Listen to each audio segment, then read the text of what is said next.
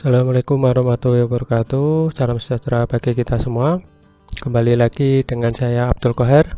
Pada kesempatan kali ini saya akan membahas soal dari buku IPA SMP kelas 8 semester 1. Kali ini saya membahas tentang bab sistem pencernaan manusia. Yuk mari simak bersama-sama pembahasan soal dari saya.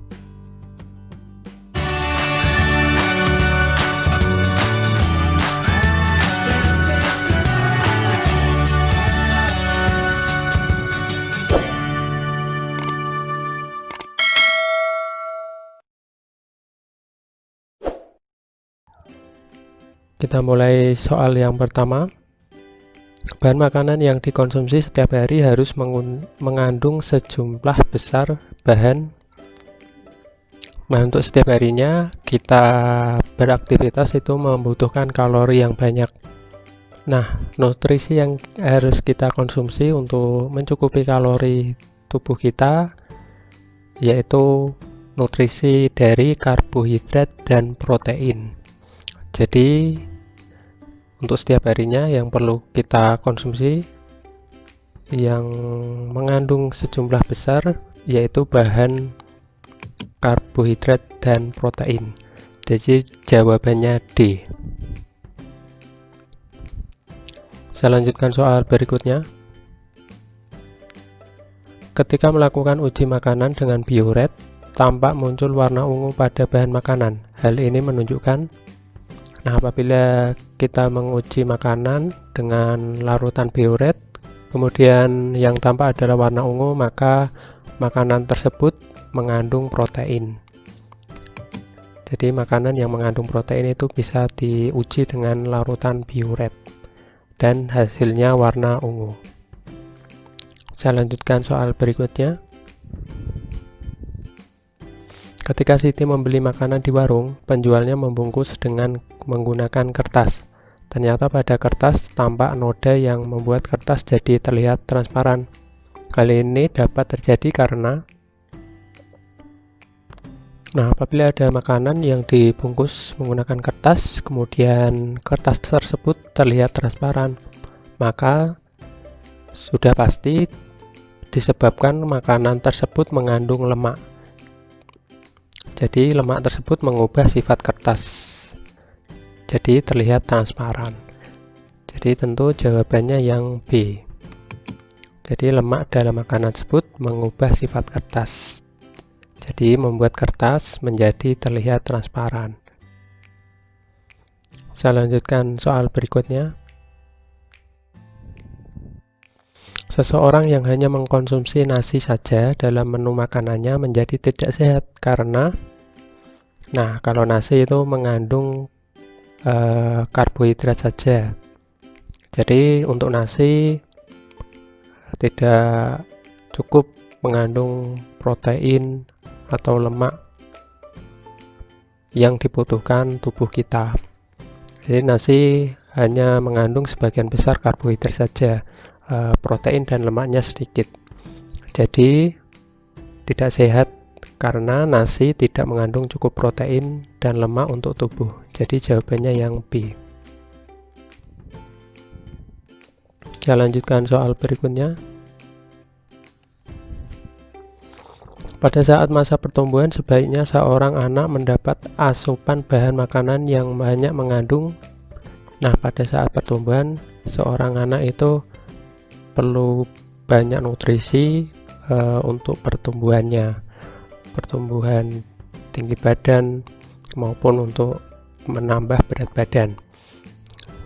Maka dari itu anak tersebut membutuhkan asupan atau nutrisi yang banyak mengandung protein. Protein ini baik sekali untuk pertumbuhan tinggi badan maupun penambahan massa badan. Jadi jawabannya yang B. Saya lanjutkan soal berikutnya. Saat berpuasa, kadar gula dalam darah menjadi rendah. Makanan yang paling cocok untuk segera memulihkan kondisi tubuh adalah pada saat berpuasa itu kadar gula kita semakin turun, akhirnya rendah. Maka dari itu setelah berbuka puasa disarankan untuk makan makanan yang mengandung kadar gula. Jadi kadar gula yang awalnya turun pada saat puasa akan menjadi naik karena kita makan makanan yang meningkatkan kadar gula dalam darah. Maka makanan yang paling cocok untuk berbuka puasa tentunya yang C ya, air gula. Jadi pada saat buka puasa kebanyakan kita meminum minuman yang manis seperti air sirup maupun makan makanan yang manis seperti kurma. Nah, itu untuk meningkatkan kadar gula dalam darah kita. Jadi intinya meminum dan memakan makanan yang banyak mengandung gula seperti itu. Saya lanjutkan soal berikutnya. Sistem pencernaan yang melakukan gerak peristaltik pertama. Nah, kita ketahui makanan yang masuk ke dalam tubuh kita itu pertama melalui mulut, kemudian sampai ke kerongkongan. Nah, pada saat sampai ke kerongkongan, makanan yang kita makan itu turun menuju ke lambung. Nah, ini gerak turun ini karena akibat adanya otot yang berelaksasi dan berkontraksi di kerongkongan. Ini mendorong makanan masuk ke lambung, yaitu namanya gerak peristaltik. Jadi gerak di mana otot pada kerongkongan itu mendorong makanan masuk ke dalam lambung. Jadi gerak peristaltik ini berada di kerongkongan. Jawabannya yang D.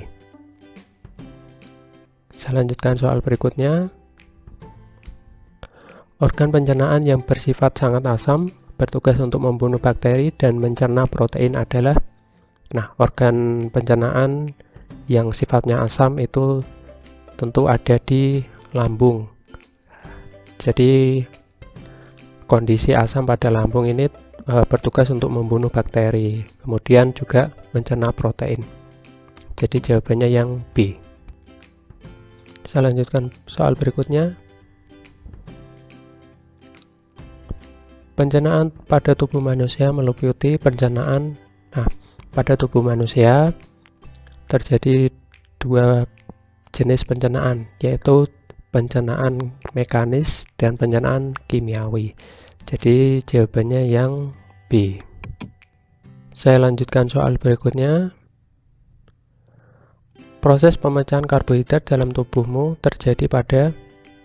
Nah, pencernaan atau proses pemecahan karbohidrat itu yang pertama terjadi pada mulut. Kemudian selanjutnya karbohidrat dicerna pada usus halus.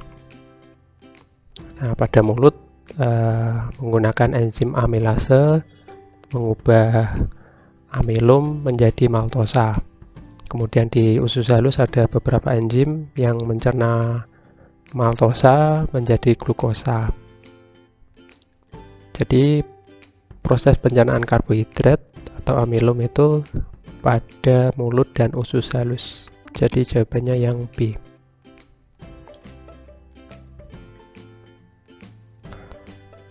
Sekian pembahasan soal dari saya. Terima kasih telah menyaksikan video pembahasan soal dari saya. Semoga bermanfaat untuk pembelajaran.